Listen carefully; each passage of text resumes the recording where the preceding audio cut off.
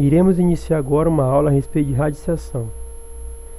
Na aula anterior nós falamos de potenciação e aprendemos que para poder calcular a potência de um número, nós pegamos esse número levando um expoente e ao fazermos o cálculo, repetindo quantas vezes o expoente for aqui em cima, nós colocamos aqui embaixo, tipo aqui temos o 3 e colocamos 3 números aqui, fazemos a multiplicação e encontramos o resultado.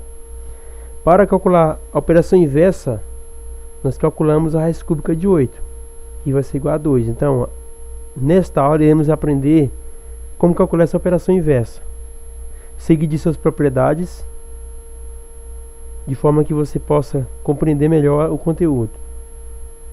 Então, vamos ao conceito de radiciação. Sendo A e B pertencentes aos reais e N pertencente aos números inteiros positivos, sendo N maior do que 1, temos por definição que a raiz enésima de A é igual a B se e somente se B elevado a N é igual a A. Definindo os termos que nós temos aqui no nosso conceito, nós temos esse V aqui estendido um pouco para frente, que ele é o sinal do radical, certo? Por que o sinal do radical? Porque aqui ele é positivo, só que não aparece. Mas você verá radicais que tem esse elemento aqui com sinal negativo, tipo raiz cúbica de 8 com sinal negativo. Então isso aqui vai ser igual a quanto? Vai ser igual a menos 2, certo? Por quê? Menos 2. Porque se você pegar o 2 e elevar ao cubo, você vai ter 8, só que 8 negativo com sinal aqui fora. Nós temos o N, que é o índice. Ele vai dizer qual a raiz iremos calcular. Tipo assim, se for um 3 aqui será raiz cúbica, se for um 4 será raiz quarta, se for um 5 será raiz quinta e assim sucessivamente. Nós temos o A, que é o radicando, e temos o B, que é a raiz. Que a raiz é o que? A raiz é o resultado da nossa radiciação. Como exemplo, nós temos o raiz cúbica de 9 igual a 3. Veja que aqui, desculpa, aqui é a raiz quadrada de 9 igual a 3. Veja que aqui o 2 não aparece. Por quê? Porque não é necessário que ele apareça. Por convenção, matemáticos antigos definiram que esse 2 ficará oculto. Então, quando eu escrever raiz quadrada de 9 ou de qualquer outro valor, eu simplesmente colocarei o sinal do radicando, o termo aqui dentro, e você saberá que é a raiz quadrada desse valor. E como resultado vai ser o número que, se você levar ao quadrado, será igual ao próprio número que está aqui dentro, certo? Que no caso vai ser o radicando. Como exemplo, nós temos raiz cúbica de 64, que é igual a 4. Se somente se 4 elevado ao cubo igual a 64. Nós temos raiz quarta de 81 igual a 3. Se e somente se 3 elevado a quarta igual a 81. E veja que aqui nós temos aqui índices pares e índices ímpares. Então nós vamos agora definir agora o que é o índice par e o índice ímpar. Primeiro vamos ver o índice par. Letra A, índice par, certo? Índice par. Então vamos lá. Se N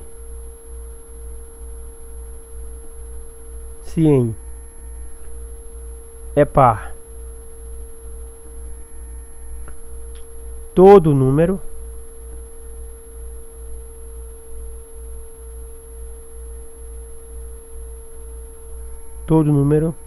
real positivo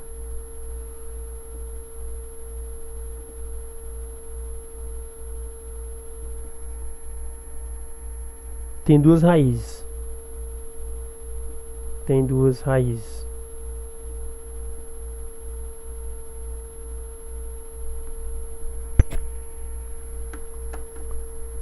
Vamos ver aqui.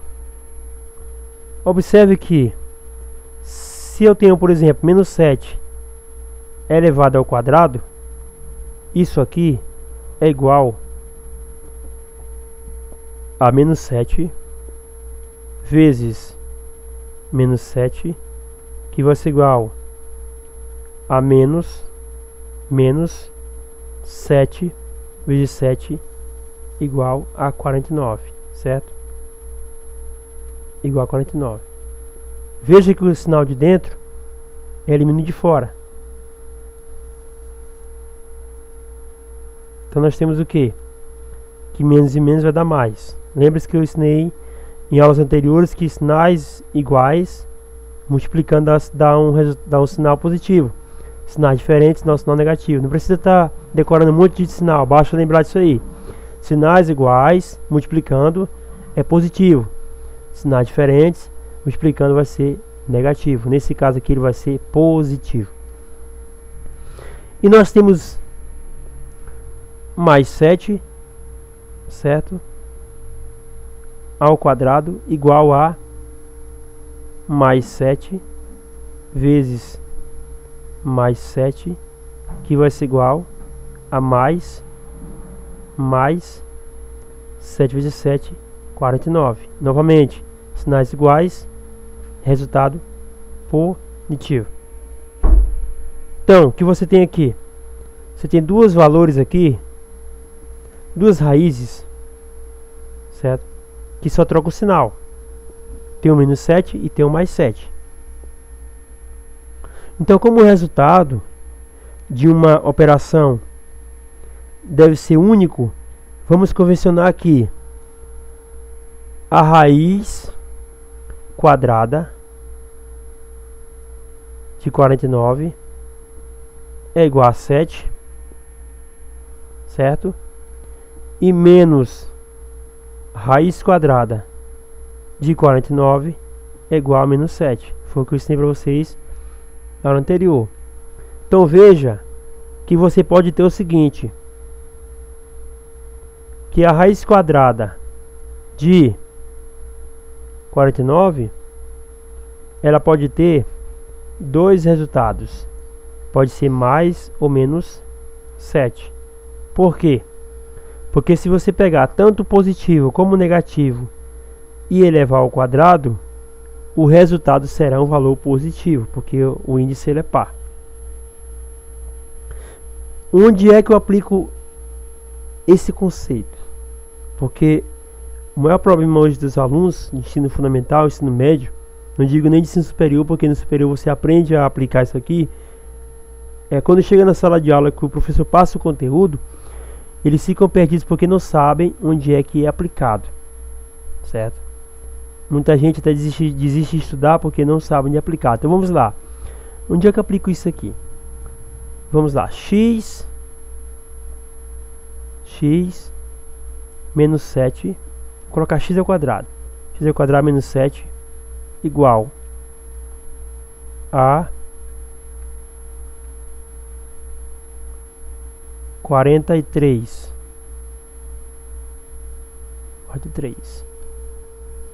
Não, vou colocar mais aqui. Mais 7 igual a 43. Certo? Como é que eu resolvo isso aqui? X ao quadrado será igual a 43 menos 7, onde x ao quadrado vai ser igual a 36, certo? Aí o que eu vou fazer agora? X será igual a mais ou menos a raiz quadrada de 36, certo? Veja só que você tem aqui duas raízes. Você tem uma positiva e tem uma negativa. A positiva você vai encontrar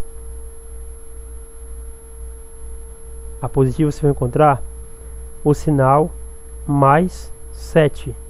A negativa você vai encontrar o sinal menos 7. Ou seja, você vai encontrar o que?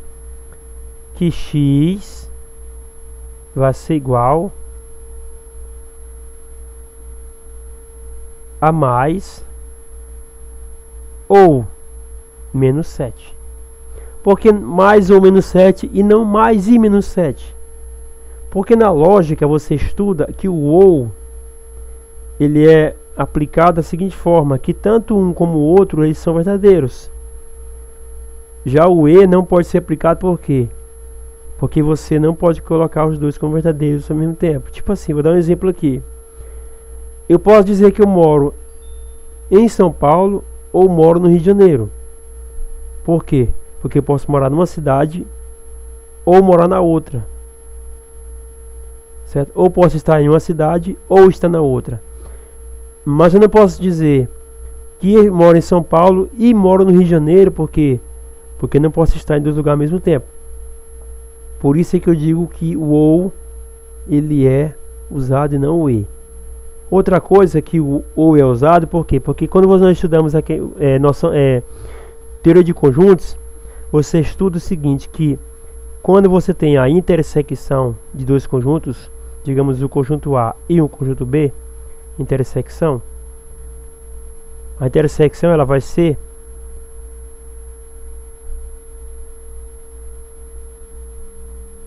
esse elemento aqui, ó, certo? Que está aqui dentro, certo? Isso aqui. Então observa que se eu retirar a intersecção daqui, como é que eu faço? Aqui são os elementos que fazem parte do conjunto A. Aqui são os elementos que fazem parte do conjunto B.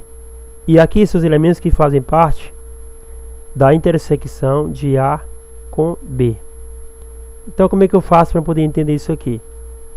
Você tem essa fórmula aqui, ó. Número de elementos de A união B, ele vai ser igual a quem? A números do conjunto A mais números do conjunto B menos números de A intersecção de B. Então, se eu tirar a intersecção, o que é que vai me sobrar? Sobra somente elementos do conjunto A e do conjunto B. Então, quando eu faço isso aqui, que eu tiro a intersecção, eu fico com dois conjuntos que são disjuntos, certo? O conjunto A e o conjunto B. Se são disjuntos, eu posso estar em um lugar ou em outro lugar, mas não posso estar em dois lugares ao mesmo tempo, porque não há intersecção desses dois conjuntos. Eu posso estar aqui ou aqui, e não aqui e aqui, porque não tem como estar em dois lugares aqui, ou em um ou em outro. Por isso é que eu posso dizer que o resultado dessa equação aqui ela vai ser mais ou menos 7 e não mais e menos 7, certo? Então aqui é o nosso índice par. Vamos passar agora para o índice ímpar. Índice ímpar. O que é que diz o índice ímpar? Letra B.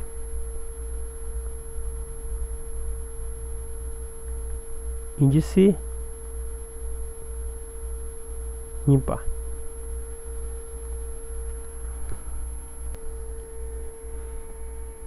Vamos lá. Índice ímpar, certo? Índice ímpar. Vamos lá. Se N é ímpar, certo? Vírgula, cada número real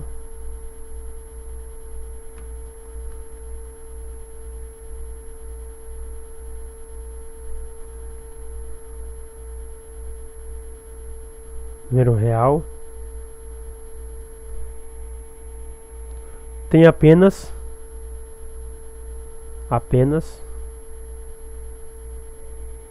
uma única raiz.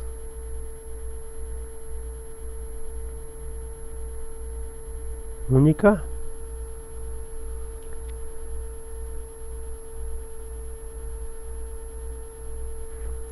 uma única raiz.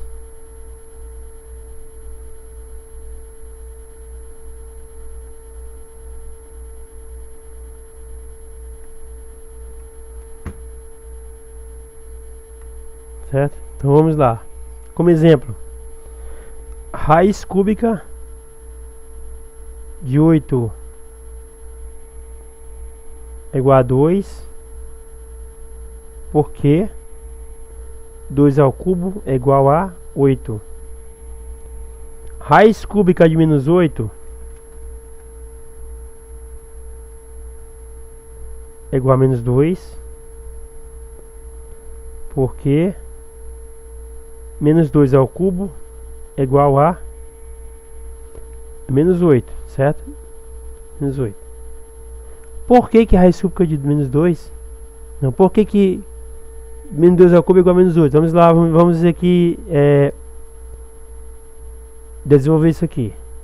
Menos 2 vezes menos 2 vezes menos 2 vai dar menos, menos, menos. São 3 sinais.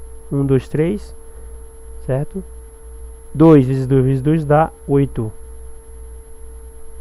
Isso aqui é o que? Menos com menos, mais. A menos vezes menos dá mais. Certo? Mais. E aqui menos 8. E agora, mais e menos vai dar menos.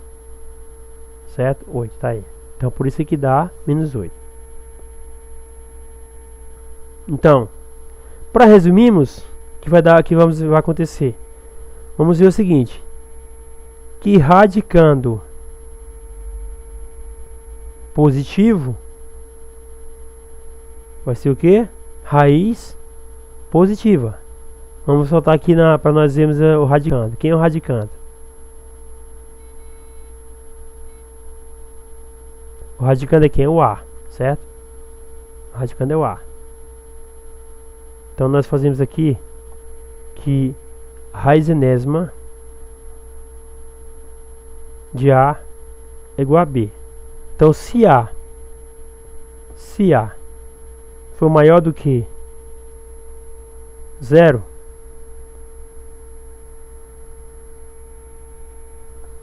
maior do que 0, o que acontece? B será maior do que 0. Agora, se nós tivermos se A for menor do que 0 e N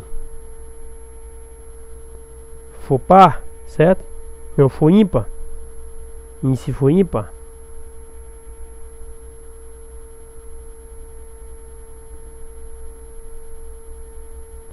ímpar, então B será o que? Menor do que 0, certo? Então, se por exemplo, vamos aqui ler isso aqui. Se o A for positivo, então o B será positivo. Ou seja, se o radicando for positivo, então a raiz será positiva. Agora, se o A for negativo e o índice for ímpar, então a raiz será negativa, certo? Estarei finalizando essa videoaula agora, para não ficar muito extensa. E na próxima aula estarei falando das propriedades dos radicais, certo? E também estarei falando de potência com expoente fracionário. Então, boa tarde, fique com Deus.